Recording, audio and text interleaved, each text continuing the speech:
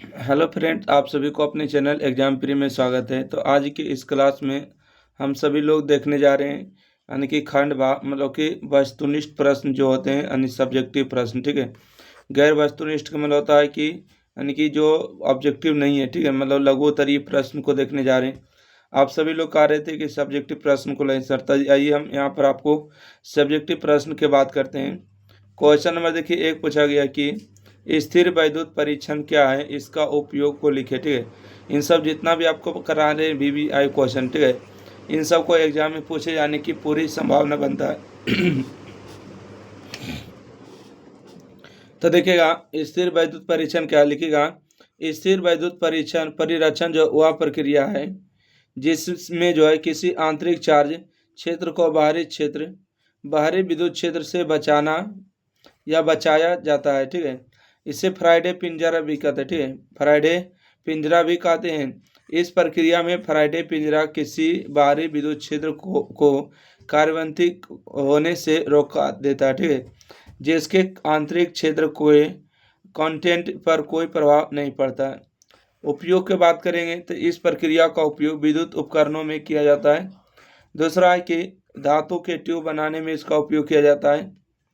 चलिए अगला प्रश्न आते हैं कि संधारित्र की धारिता को प्रभावित करने वाले दो कारक को लिखिए। संधारित्र की धारिता को प्रभावित करने वाले दो कारक हो जाएगा इस प्रकार है। ठीक है, संधारित्र की धारिता को प्रभावित करने वाले दो कारक इस प्रकार है ना, ऐसे लिखने हैं ना।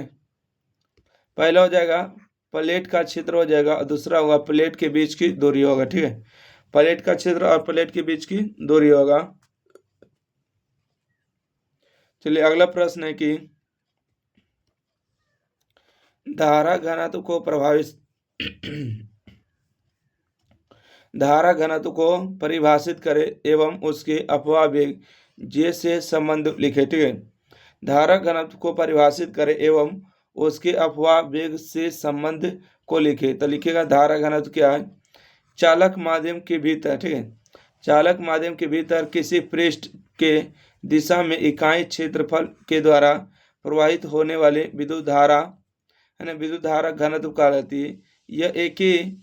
यह एक सदिश राशि है जबकि धारा स्वयं एक अदिश राशि है। धारा घनत्व को जे से प्रदर्शित करते हैं। धारा घनत्व व अपवाह वेग संबंध होता है I बराबर NAEVD होता है। तो जे बराबर होता है I बटा में A।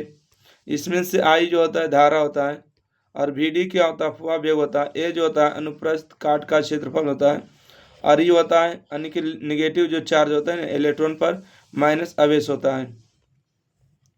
चलिए अगला प्रश्न है, प्रश्न संख्या 4 है कि एक जो है 4 ओम प्रतिरोध वाले तार को खींचकर उसकी लंबाई दोगुनी कर दी जाती है। तार का नया प्रतिरोध निकालिए। देखिए लंबाई के दोगुनी होने पर देखिएगा कहते हैं कि एक जो है 12 ओम प्रतिरोध वाले तार को खींचकर उसकी लंबाई दोगुनी कर दी जाती है। तार का नया प्रतिरोध निकाले। तार का क्या निकाले, नया प्रतिरोध। देखिए लंबाई की दोगुनी होने से प्रतिरोध भी दुगना हो जाता है।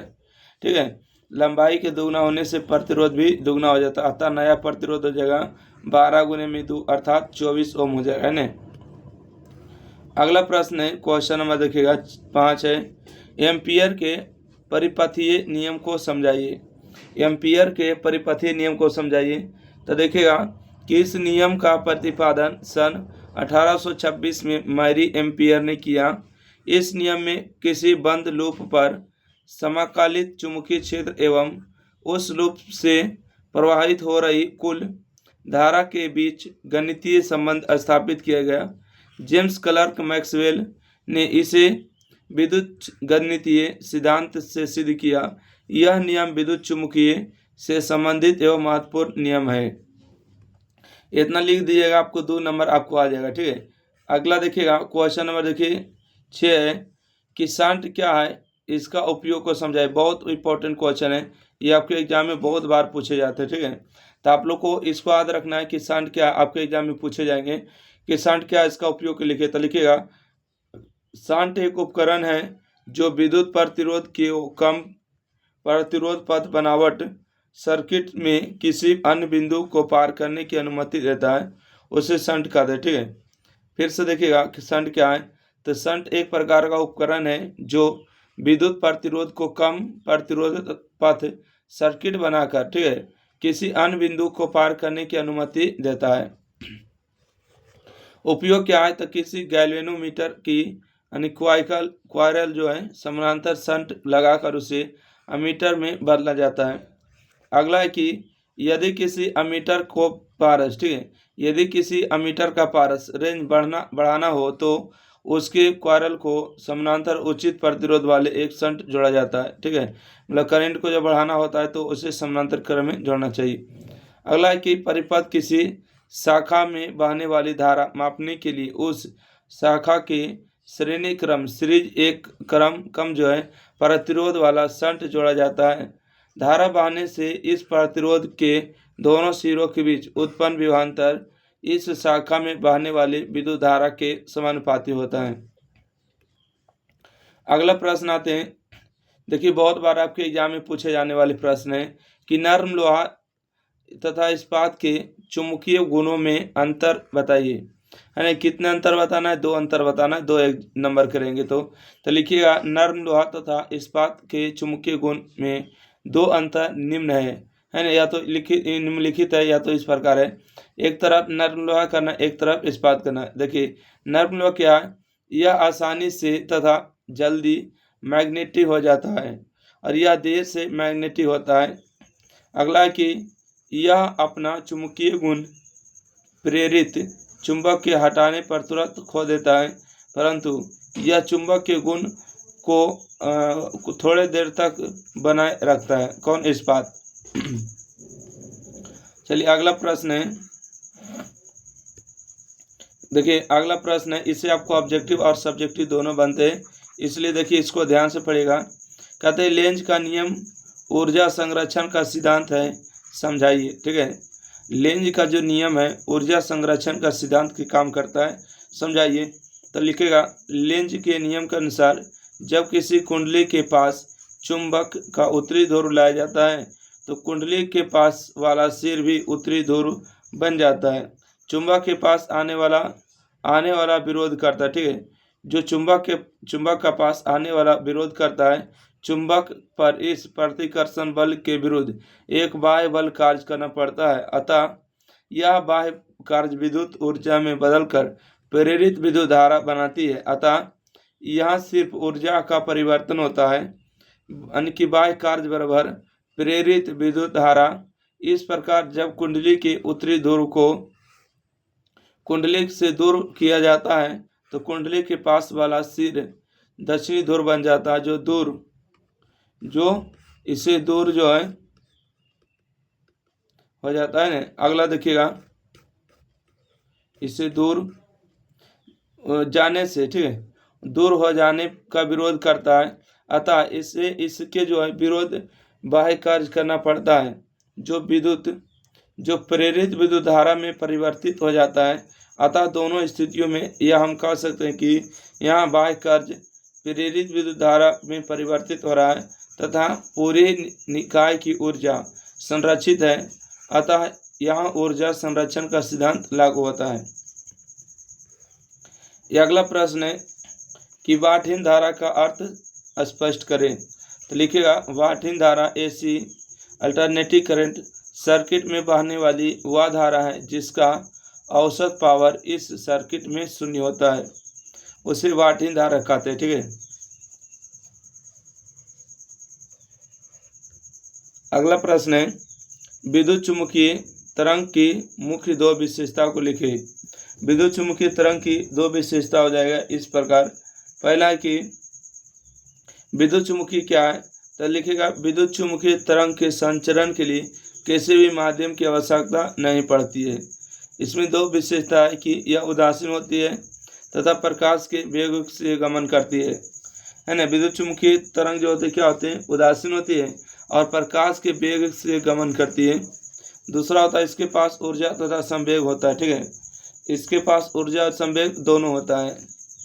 चलिए अगला प्रश्न है, कहते हैं दो पतले उत्तर लेंस जिनकी क्षमताएं 4D है ना, पावर ऑफ लेंस यानी कि 4D और छोटी है, एक दूसरे से 20 सेंटीमीटर की दूरी पर समकक्षीय रूप से रखे गए लेंस युग्म की फोकस दूरी तथा क्षमता निकालें। यहाँ पर अगर बात करेंगे यानी 4D क्या दिया है, तो 4D क्षमता दिया है, ठीक है, क्षमता को पावर लिखते हैं, तब P का मान दिया है 4D और छोटी है, यानी लेंस की दूरी दिया है यानी एक दूसरे से 20 सेंटीमीटर की दूरी पर है, तो देखिए दो लेंस के बीच की दूरी है 20 सेंटीमीटर। ओके, आपको क्या पूछा गया है, लेंस युग्म की फोकस दूरी, तो लेंस युग्म की फोकस दूरी का फार्मूला होता है 1/f बराबर 1/f1 में 1/f2 माइनस में d f1 और f2, d क्या है, दूरी हो जाएगा है ना। तो आइए यहाँ से हम बात करते हैं कि यानी कि p क्या है, क्षमता है, तो पावर ऑफ लेंस p से हो जाएगा, तो पावर के उल्टा पावर फार्मूला क्या होता है, p बराबर 1/f होते हैं ना, p बराबर क्या होता है 1/f होते हैं, तो यहाँ पर 4 + 6 हो जाएगा, 4 + 6 हो गया, और d का मान कितना बोलेगा, दूरी 20 हो गया, उसके बाद f1 f2 4 × 6 करेगा, तो 6 4 10 हो जाएगा, और बटा में हो जाएगा 20 और बटा में 24, इसको देखिए काट लीजिएगा, तो यानी कि कितना बार में काटेगा, 10 दूना 20 हो जाएगा, 12 दूना 24, 6 दूना 12 होगा, और 5 दूना 10 है ना, 10 छक्का 60, 60 में से 5 जाएगा 55 बटा में 6 हो जाएगा, सही जवाब। अब बात करेंगे क्षमता बराबर क्या होते हैं, तो क्षमता बराबर देखिए एफ का मान कितना है, इसको जब भाग दीजिएगा ना, पावर ऑफ लेंस है ना, एफ का मान कितना है 100,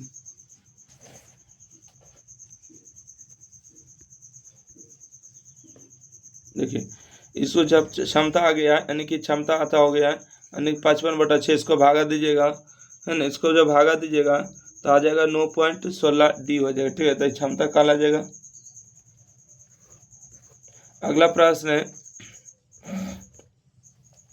कहते हैं प्रकाश के व्यक्तीकरण की आवश्यक शर्त लिखे, ये भी आपके एग्जाम में बहुत बार पूछे जाते हैं, तो इसको VVI लगाइए, ठीक है, और ये आपको एग्जाम में पूछेंगे, प्रकाश के व्यक्तीकरण की आवश्यक शर्त को लिखें, तो लिखिएगा प्रकाश के व्यक्तीकरण की शर्त निम्नलिखित है या तो इस प्रकार है, ठीक है, जिसमें से पहला लिखना है कि व्यक्तीकरण उत्पन्न करने वाली तरंगों का तरंगदैर्घ्य और उनकी आवृत्ति संख्या समान होनी चाहिए। दूसरा है कि दोनों तरंगों की कलाओं का अंतर किसी निश्चित बिंदु पर समय के साथ नहीं बदलना चाहिए। तीसरा है कि दोनों तरंगों का परिमाण जो है आवश्यक रूप से समान या निकटता समान होनी चाहिए। इस प्रकार से लिखिएगा तो आपको 2 नंबर आपको मिल जाएंगे, ठीक है, और आपको एक भी क्वेश्चन आपको फालतू नहीं बताएं, जितना भी है मोस्ट इंपॉर्टेंट VVI क्वेश्चन है, तो आप लोग इसको ज़्यादा से ज़्यादा इसको कॉपी में नोट करिएगा, इसको याद करिएगा, और आपके एग्जाम 2025 में आएंगे, ये हम आपको कार्य, ठीक है, उतना ही क्वेश्चन को लाए हैं जितना आपको एग्जाम में पूछेगा, ठीक है, फालतू क्वेश्चन आपको पढ़ने की जरूरत नहीं है, ठीक है। तो फिर मिलते हैं अगले वीडियो के साथ, जब तक के लिए जो चैनल को सब्सक्राइब नहीं किया लाइक करिएगा, और व्हाट्सएप ग्रुप में जुड़ जाइएगा, देखिए 90 65 71 94 39, ठीक है, वहीं पर सारा कुछ आपका मिलता रहेगा, और एग्जाम फ्री को शेयर करिएगा। थैंक यू, धन्यवाद।